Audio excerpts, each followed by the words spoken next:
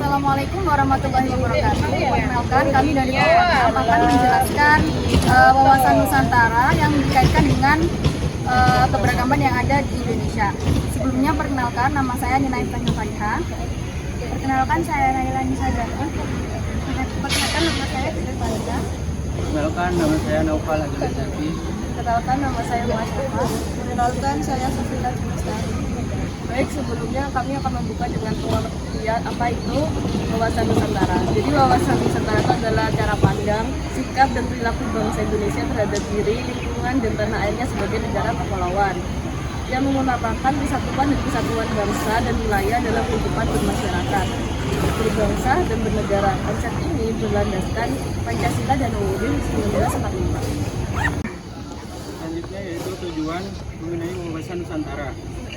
Tujuan utama dari wawasan Nusantara adalah membangun kesadaran nasional yang kuat dan rasa persatuan yang tinggi di antara seluruh warga negara Indonesia.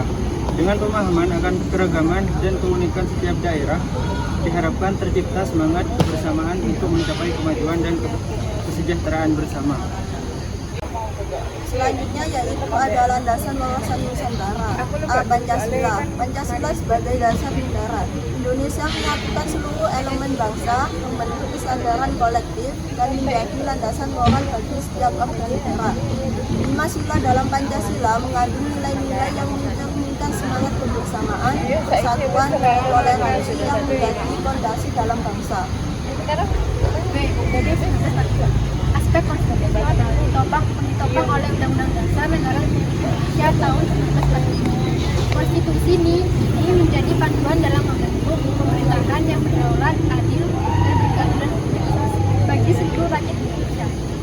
Dalam UUD 1945 terdapat prinsip-prinsip yang menggarisbawahi pentingnya memelihara persatuan, kesatuan, dan menjaga wilayah Indonesia sebagai negara kepulauan. Keberagaman adalah kondisi atau keadaan yang menunjukkan adanya perbedaan dalam masyarakat, baik dari suku agama, ras, budaya, bahasa, adat istiadat, maupun pandangan hidup. Di Indonesia, keberagaman merupakan kenyataan sosial yang menjadi ciri khas bangsa.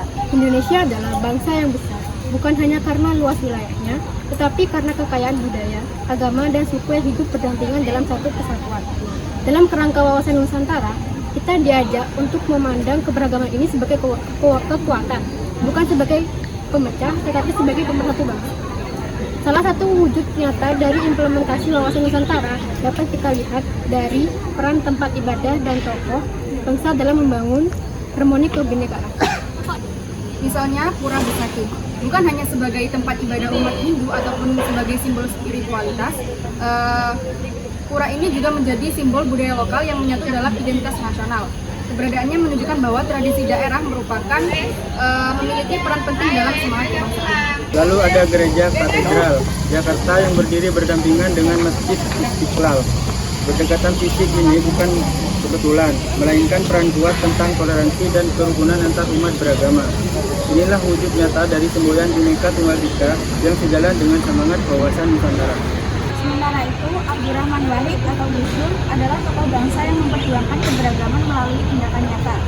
Beliau membela hak minoritas, mendorong pluralisme, dan membuka ruang dialog antar agama.